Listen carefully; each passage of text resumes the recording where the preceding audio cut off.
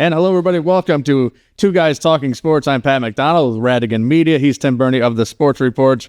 We're here for episode 15. Coming up in just a little bit, we'll be joined by Towanda senior Riley Vanderpool. But first, Tim, let's talk about last week's NTL football action. We'll start with Towanda as they came down to Alumni Stadium in Athens and really put together an impressive performance as they beat the Wildcats 34-13. I think Towanda scored on its first 4 possessions of the game. By then it's 27-6, and it's tough to come back from that. Athens just so inconsistent. The athletes, but young athletes too, and I guess that's part of being young. Yeah, Athens put together a good drive right away and just kind of, follow through on it. And Towanda did a great job. Like you said, they were firing on all cylinders right away, and I think they came in probably fired up. People have talked about Athens maybe being that second best team in the league. Maybe in this room, people have talked about that, right? So, yeah. But Riley Vanderpool, you'll hear from him in a bit, but really impressive both sides of the ball. Yeah, he's like I've said, all year. There's very few kids that I've watched in the past 30 years that are really just a heart and soul player for a team, and he is definitely on that small list, on both sides of the football. They kind of go as he goes. Yeah, and Cody White and I talked on our broadcast Saturday night that he's probably the favorite to win NTL Player of the Year. They might end up deciding, let's just give it to one of the great kids on Troy's team since they're the best team around. But really, if it's Player of the Year, I think Riley's the guy that, because without, you take him off this Towanda team, and no disrespect to the rest of the kids on Towanda, but I think they would agree. You're looking at a much different team. Oh, yeah. He's, look at it. They lost to Useville in week 2. And, I'd love to see them play them again with Riley on the field. Absolutely. Other games, Sayre obviously took another tough loss. They go down to South Williamsport 55-7 as they lose to the Mounties down there. Always a tough place to play. Driving a couple hours and then... Sayre's just, they're in the deepest rebuild you can get. After not having a varsity team 2 years ago, now you've got so many kids that have never played football before. It's going to take time. Absolutely. Troy keeps rolling along 50-20 over Wellsboro. I'm surprised Wellsboro scored 20. Yeah. I didn't look at it. I think it was a couple late touchdowns, but maybe the biggest shocker, and maybe we should stop being shocked about it, I guess. Canton's not what they have been. But Wyalusing putting up 54, beating Canton 54-28. That's a nice win for Coach Rogers. We've said all year on this podcast that he's really turned Wyalusing maybe not into a juggernaut like they used to be, but into a competitive team week in and week out. Well, the first thing you have to do when you're rebuilding, which is what he's doing with this program, is you have to win games that you should. And Canton's, we talked about right from the get-go that, Canton's graduated a ton of kids the last few years. It went from having 6 or 8 or 9 impact kids on the field to just having a 2 or 3 with a lot of role players. Well, you get 1 or 2 of those impact kids hurt, and even some of those role players hurt, and you're turning to kids who have never played a varsity football game. Yeah, that's going to show, and I think that's what you're seeing at Canton. They've had some injuries, and Wyalusing basically did what they were supposed to do on Friday night, and that is a good win for them. You got to win games you're supposed to win. And right now, Wyalusing's doing it. Elsewhere in the NTL, Montgomery 45-8 over Northwest. Muncie, a big win, 59-20 over North Penn Mansfield there. And then on Saturday, good for Kawaneski Valley. They get a win 29-24 over CMVT. So let's turn our attention to this week. Obviously, I think a big one is right back in Wyalusing because Athens travels over there. Be interesting to see how Coach Bradley and the Wildcats can bounce back after a disappointing loss to Towanda. Well, I think they know what Wyalusing's going to do. They're going to run the football. Absolutely. So it's pretty much if Athens' line plays the way it has at times this year, they should be okay. But, like I said just a couple minutes ago, just so inconsistent. They just have not. That's been the biggest thing this year with the Wildcats is they just have not had any consistency from week to week. Yeah, and they've gotten into a habit, unfortunately, of shooting themselves in the foot a little bit. They looked like they stopped that early in this season after that first week, but then, just not finishing drives. And obviously, new offense over the last few weeks. Sean Bradley calling plays with the help of Aaron Roppers up in the booth. So 10 penalties last week. Yeah. And some big ones that not only stopped their own drives, but kept Towanda's going. So, that's another thing that's carried over from last year. Feels like that game could still be going with the penalties thrown last week, and I think there might have been 30 total. I'm not sure. Yeah, 20 accepted. Yeah, and I think it was like 26 or 28 thrown. I don't think we went a whole series with one time without a flag being. Well, thrown. at one point there were 4. They ran 4 fourth down plays. Athens did before they scored because there was 2 penalties on them and 1 on Towanda, or 2 on Towanda and 1 on them. Yeah, and then the 3 or 4 targeting calls there, which is. Yeah. Maybe a record too, and luckily nobody got kicked out for any of those, so that's good news there. But yeah, Athens goes to Wyalusing Friday night. Other games, Troy at North Penn Mansfield. I don't think we see any road blocks there from North Penn Mansfield. Wellsboro over at Canton could be an interesting one. Yeah, I think should be an interesting game. I think Wellsboro's shown that they can score some points at times, and Canton's definitely given up points lately. But I think Canton still got some weapons there, so I think that could be a high-scoring game. Also on Friday night, Montgomery's at Holy Redeemer out of D2, Northwest at Kawaneski Valley. Then on Saturday, Muncie at South Williamsport. Interesting game there. I said it right from the beginning of the year. I thought Muncie was a team to beat in that division, and I still think that. I think Muncie's the team to beat in Class A. And then Towanda is going to come down here on Saturday night once again. 2 straight Saturday nights for the Black Knights in the Valley as they get to take on Sayre during their homecoming game, 7 o'clock Saturday night. I said on the radio Saturday night last week that if I'm Sayre, I would have made that Northwest game my homecoming game, I think. I agree 100%. But yeah, because I think Sayre's going to, obviously, Riley Vanderpool on the field is going to be a tough one for the Redskins. Yeah, absolutely.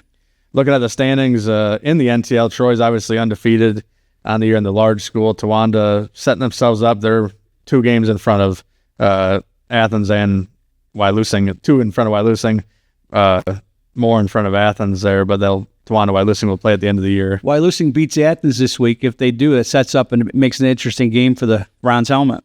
Absolutely. Yeah, that's coming up. It seems crazy to think the rivalry week is coming up in just a few weeks where we'll have the Rusty Rail game here in the Valley, the bronze helmet. I believe that's at Towanda this year, and then Troy Canton for the Old Shoe. I don't think that's going to be much of a game, unfortunately, for the Old Shoe fans there. But like the last few years, that's for sure. And we'll see if the rain comes down hard. But was it 2 years ago there? The Mother Nature decided to make everything a mud pit down in Canton or Troy, and that always makes that game interesting there. Like you said, Muncie in control in the NTL small school division. They're 6-0 or 4-0 in the division. Montgomery 2-1 in the division according to the NTL website here. South Williamsport 2-0 in the division, so they got a bunch of games that must be coming up in division. So it should be interesting down the stretch. To talk more NTL football, we're going to throw it to our interview right now with Towanda senior Riley Vanderpool. And joining us now here on Two Guys Talking Sports is Towanda senior running back Riley Vanderpool. How are we doing tonight, Riley? I'm doing good. Hey, Riley, you've been such a big part of that program since you first started playing. How difficult was it for you this year to sit and watch the first 2 games? It was pretty difficult. It was like I had to watch and just let it be. But as I was on the sideline, I thought to myself, I had to help the team as much as I could. So when I was there for the 2 weeks of practice, I was just on shock team helping out, trying my best to help them and, keep it going. Yeah, you had a freshman quarterback step in for you, right? So, Reese Slater. Yeah, how was that working with him the first couple of games? It was working good. He really looks up to me, and I like that and stuff like that. And, it's just always a pleasure to help a little kid out, So obviously the coaching change comes this year. What was your relationship like with Coach Dawsey, and was that a big shock for you? Yeah, it was. I didn't think he would go on our last year, but, he has to do what he has to do. His family comes first and then the team. So when Coach Wecker stepped in, it was like at least we knew him. And, we're all good with all the coaches that we have. Has there been a big difference this year between the coaching staff? Not really. They always want us to push and get get to where we want to be. And obviously you have a new athletic director down there, which you know him pretty well through wrestling, I'm sure. And obviously he was the Athens football coach for a long time. What's it been like to have Jack Young down there? It's a pleasure to have him. He's good. He gets stuff done when it needs to be done. Make sure everything's done when it is the right time to be done. Let me ask you, you guys play the big rivalry game at the end of the year against Wyalusing, but I've always kind of thought that Towanda Athens was just as big a rivalry. For the kids, is the Wyalusing game your biggest rival, or your thoughts on that? Every game is just like a rivalry game to us. You always got to go out and you always got to fight for what you want, and that's just like a rivalry game. So, what was this past weekend like, though? Athens, they had a big crowd there. They were honoring their district championship team from 20 years ago, and you guys kind of came in and punched them in the mouth right away, and were able to control the game most of the way.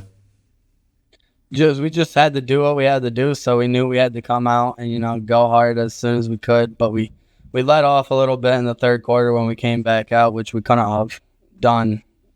Well, we can't do that anymore. We just got to keep it going, Yeah, I was calling the game on the radio, and all of a sudden I see Reese out there, and for the one series, I wasn't sure what happened. Then you're on defense and back in the game at quarterback. So what's it like for you to see him kind of get some snaps? Because he's going to be the guy, right, going forward? Yeah, he's going to be the guy going forward. He's going to help the team out a lot. But when I go out and I just got somebody to replace me, it's a lot better, It's like when you don't have somebody, then you kind of can't think about going out. So as soon as my wrist hurt a little bit, I was like, go get it taped a little bit more. So I went out for a couple of plays and just had him come in. So it was a lot better. So let me ask you, you have the ball in your hand a lot on offense. You're probably one of the leading tacklers, if not the leading tackler on defense. Which do you prefer? Do you rather hit people or you rather deliver the hit? I like to hit people. So when I'm on offense, I try to stay away from it as much as I can. So that's why I use my stiff arm. But when I'm on defense, I love to give the hit, But when we got a good defensive line, like Various and them guys, then you kind of can't get good hits. Yeah, he seems like kind of a beast to me. Is he a big teddy bear, or is he what's he like? He's a big teddy bear. He's a big teddy bear. You get to know him, he'll love you. Talk about how much does wrestling and football help each other out, especially on defense, right? It's just a double leg takedown, right, for those form tackles. Oh yeah, those form tackles are double leg takedowns. So you wrestle, you know how to get down low. That's what I like to do. I just get down low and after the knees and stuff. And talk about the bond you guys this group has, right, between you and the other Riley, Slater, Will Schroeder, Various. You have a bunch of guys that's played together this whole time, right? Yeah. Oh yeah, we've all played together since Pee Wee, and most of them joined in 7th grade. We played a lot of football together. We got to know each other real well. We go to school every day, see each other there. Just a good group of friends. Obviously, when you had Grady Flynn there as a quarterback, you could just focus as being a running back, right? How much have you progressed as a passer, and which would you prefer? Would you rather be able to play running back, or would you like being the quarterback? I'd love being the running back. It's just like get the ball and run. But being quarterback, you got to kind of focus on more. So I don't know. It's just the muscle memory or something. But I kind of like being quarterback because I get to throw the ball to my teammates and stuff. So it's just not like me being the ball carrier and stuff. Just like getting it out of my own hands. Obviously, that was a big win for you guys over Athens, especially in the NTL large school standings, to kind of solidify that second place spot. You finished out the year at Sayre, at Tunkhannock, and then a big game with Wyalusing. What's it going to take for you guys to finish strong here? To just keep pushing forward during practice, keep pushing each other, keep working as hard as we can, go out in the beginning of our games, keep it on the teams, and then come out at halftime and keep it going. We can't give up at the second half all the time, because once we get against good teams, we'll be done for. They'll come back and beat us or something. So we just got to keep going. Yeah. Look, obviously Troy is kind of on another level from everybody else in the NTL. What's your guys' goal going into the postseason this year? Troy's a great team. Our goal is at least make it as far as we can. Maybe run into them again. That'd be real nice just to play them again. I don't really care if we lose again or not, but just to play them again, that'd be awesome. Now, I know some wrestlers who play other sports like to sneak into that wrestling room or, find a way to get on the mat in between seasons or during their other sports. Are you that kind of guy, or you kind of separate the sports altogether? I kind of separate the sports altogether, because I'm a big hunter, I'm a fisher. So in between time I like to do stuff. So I separate them. I kind of tend to go towards football more because I like football a lot. Wrestling's like another sport I'm just good at, so you can't not do it, And I was kind of half expecting you to show up with like some blood on you and all that, because you just help your brother take a deer out of the woods, right? So yeah. What's it like to play with your brother in sports and then have that bond over hunting and everything else? It's awesome because I know he looks up to me in a lot of ways, and it's just cool to have a younger brother that does that stuff with you. So when he's with me, it's just like another thing, So when he's on the field and stuff, making tackles, I love to go up to him, tell him good hit and stuff, because I used to be that guy. And obviously, we don't want to look too far ahead past the football season, but wrestling's big around here. You're heading into your senior year, looking for big things, trying to make history, obviously, right? That's got to be the number one goal. Towanda's never had an individual state champ, and I'm sure that's been on your mind to make that change on the wall there going into the wrestling room. Oh, yeah. A couple of the wrestlers have Mason, Hagley, Sawyer, Riley. They all got big goals. I know it. We all try to push each other in the wrestling room, too. It's right around the corner, though. It's moving quick.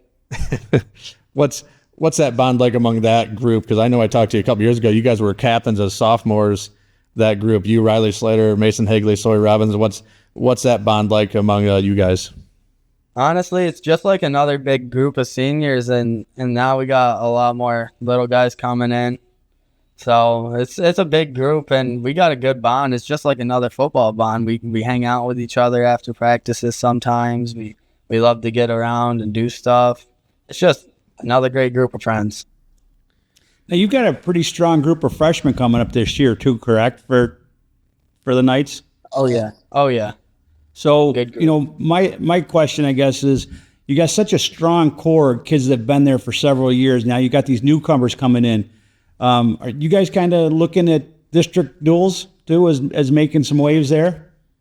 Oh, yeah. We'll be signing goals as soon as we have our first practice, because it's one thing we need to do, So we'll do it then.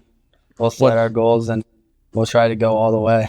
What's it like wrestling for a legend like Coach Sexton, and then you have guys like Coach Slater and Maurer and all those other guys too? Wrestling for Coach Sexton, it's a cool thing. You never think you'd be getting coached by someone as old as Coach Sexton, not trying to be mean to Coach Sexton, But it's a cool thing, He's just like a big part of us kids. He likes to get us going and stuff. But Coach Jeremy and Coach Maurer and them guys, they're all great wrestlers, played state states. They help us out a lot. Cody Wheeler, they're all good guys. How big would that be for you to have that over them, right? You can get on top of the podium and kind of show those guys that, I got the job done. We'd probably pick on each other if I did that. What's the future plans looking like for you? Obviously, you got a few more months left of high school in Towanda, and then I'm sure you have some opportunities out there. I'm gonna try going to college. Try to do some like woodwork and stuff in college, construction or something, like housing or something, and then try playing football on top of that, because that's one of my main sports. But if I can't get there for football, then I'm gonna try for wrestling, and not then go to the workforce. Awesome. Well, good luck the rest of the way this year. We're thrilled to have you on here. Two Guys Talking Sports. Thanks for joining us. Thanks, Riley. Thank you. We want to thank Riley Vanderpool for joining us here on Two Guys Talking Sports. Tim, let's keep it in the NTL side of things, but change sports. We're going to start with golf. With obviously, we'll begin with Athens. They've had an incredible year once again for Coach Lenny Pianka, and then just have been keep rolling along. And they got the sub-regionals coming up this week. Sub-regional Thursday in Exeter, Pennsylvania. They golf against Abington Heights. Basically a duel. The winner goes to states. The following, I think it's the 22nd. So first ever district title. Now had a chance to go to states for the first time ever. Sophomore Eli Hicks, one of 5 or 6 NTL golfers to qualify for states. So it's going to be an interesting. He was in the lead of districts there after day one, right? Struggled a little bit day two. 73 and then an 85. So he still takes second, though. Yep. Unfortunately for his teammate, Dylan Saxon yep. took third, but they only take top 2 in AAA, so to state. So unfortunately for him, he's not in AA where we know what they take at least 7 because that's where one of the Towanda kids, I believe, one of the Mansfield kids took 7th there. So when he made it, so yeah, unfortunately for Dylan. Only top 2 go, but an impressive season for him individually, and now he can hopefully help his team. And he's only a sophomore. And I'll tell you what, looking forward with that, not to get too far ahead of ourselves, they graduate Dylan Saxon and Brady Darrow, but they've got Ty Owen is only a freshman this year. Brooke Lyons only a freshman. So Hicks is only a sophomore. And Hicks is only a sophomore. Yeah. So they've got 3. They only count 4 scores. So it'll be interesting to see, and I know they've got another young lady coming up through the junior high system and some other golfers. So be curious to see if Athens can keep this string rolling. Yeah, I think it's like any other sport too. You win a bunch of matches. You see kids go to states. I think there's going to get more kids golfing too, which is great news around here.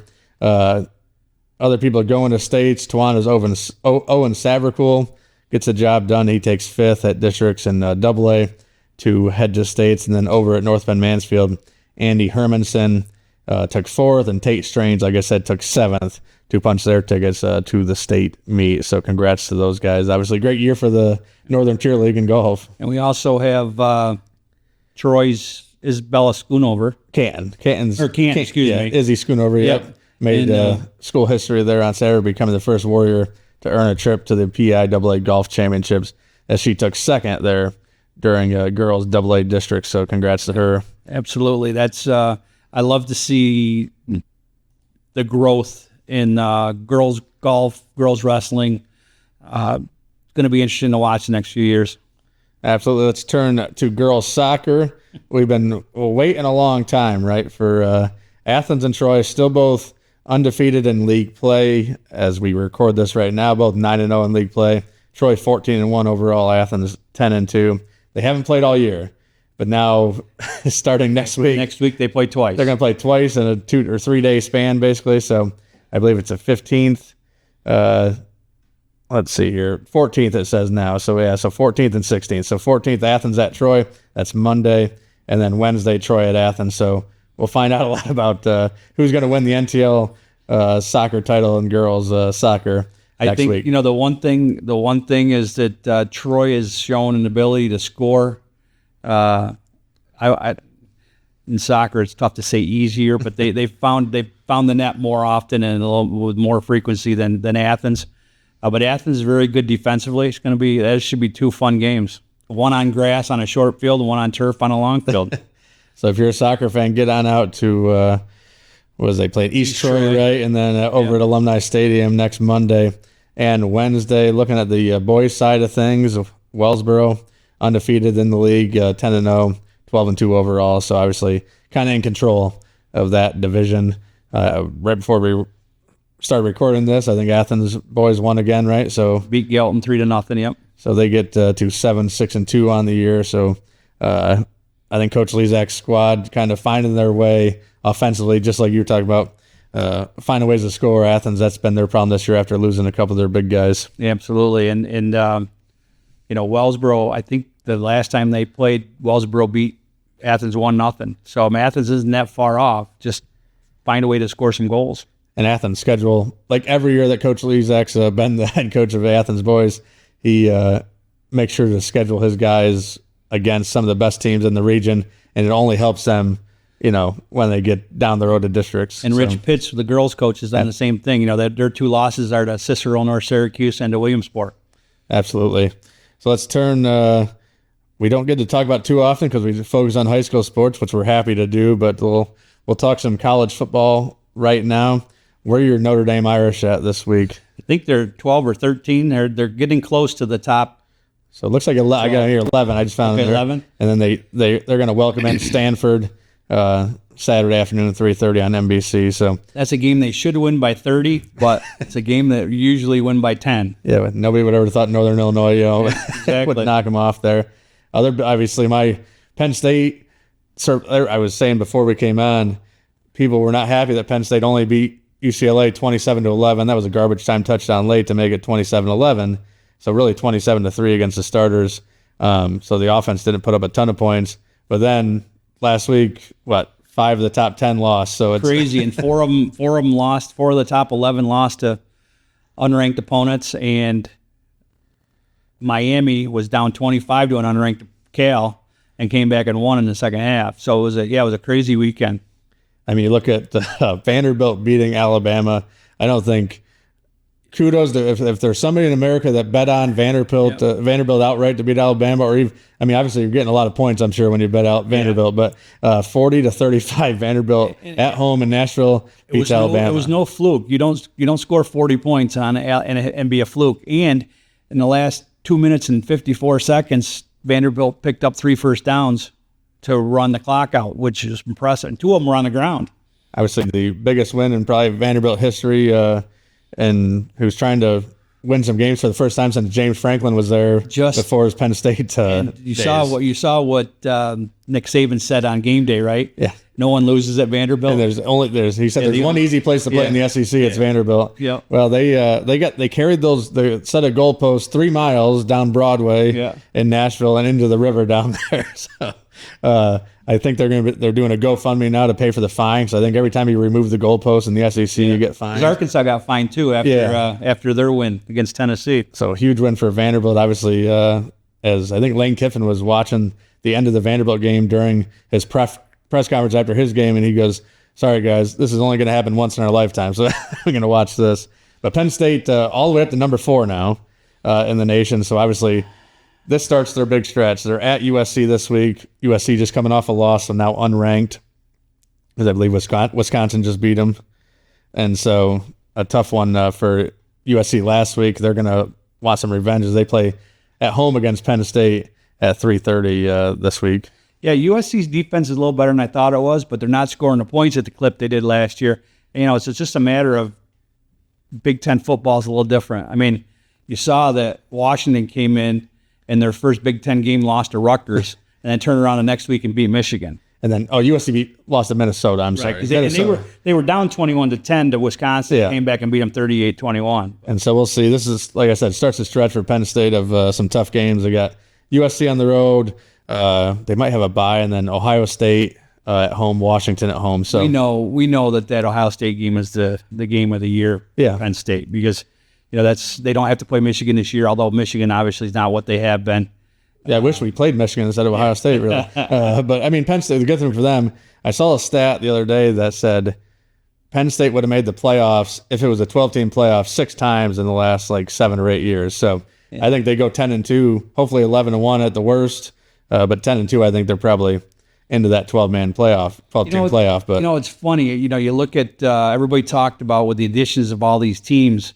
They talked about how tough the SEC is and how tough the Big Ten is. Well, the funny thing about it is, I think it's actually watered down both conferences. Granted, there are some really good teams in both conferences, but you lose some of those traditional games the teams have been in the top 10. And you can't play everybody. Yeah, you can't play everybody, right? So, unless the teams that you're playing are up the same year you are, it's just not the same. Yeah, I mean, you wish you could play all the big time rival, the games. I hate Penn State not playing Michigan every year, and they're not going to play Ohio State every year. Penn State's the only school in the Big Ten, by the way.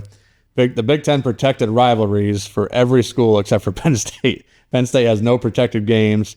Even though they have a trophy with their Michigan State game, it's not protected. So it'll be interesting. Penn State's going to have a kind of a different schedule every few years. So Other big games, Ole Miss at LSU, so number 9 against number 13. Then the biggest game of the week this week is number 2 Ohio State at number 3 Oregon Saturday night on NBC and Peacock. So those are two games that could, change the landscape for a little bit anyway.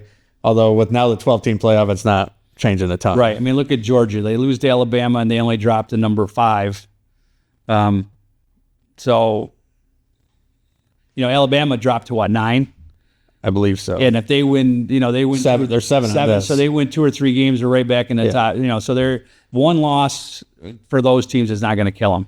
And since we talked about NTL football here this episode, let's can't forget Rutgers playing really well right now. The undefeated, I believe, still.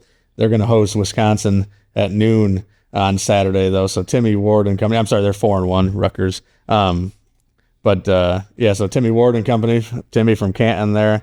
They lost 14-7 last week to Nebraska, so a tough loss, but they get a chance to take on Wisconsin in New Jersey, which should be a great atmosphere. I love play. Greg Schiano. Yep. I think is one of the better coaches in the country. I think Tennessee's turned it around since then, but they had a chance.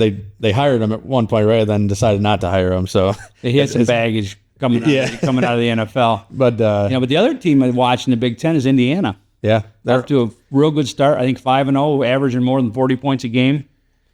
Yeah, they're first 6-0 team. They're the first bowl eligible team. I saw that. Okay. So 6-0. So there's 4 teams undefeated in the Big Ten right now as far as conference play. So Indiana, Ohio State, Oregon, Penn State. So Indiana, pretty impressive there. It's good to see the Hoosiers being good, and it's fun this year with the Big Ten anyway. For me, as an old Big Ten East guy, there's not that Big Ten West anymore that can sneak into the Big Ten championship game for no reason.